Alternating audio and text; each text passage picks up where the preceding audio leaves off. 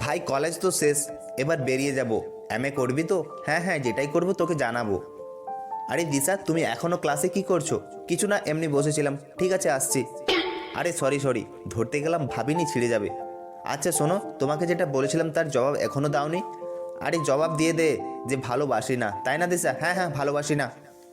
আরে ভালো তো বাসি, কিন্তু নে, এগুলো কি? কেচে আয়রন করে আমার ঘরে এনে দে।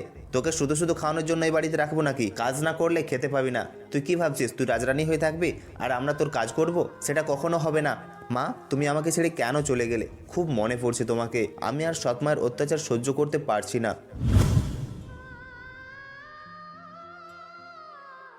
রাহুল শোনো। কি হয়েছে? ক্লাস হওয়ার পর দাঁড়াবে, একসাথেই বাড়ি যাব। ও ডাইনিটা তাহলে শেষ পর্যন্ত হ্যাঁ বললোই।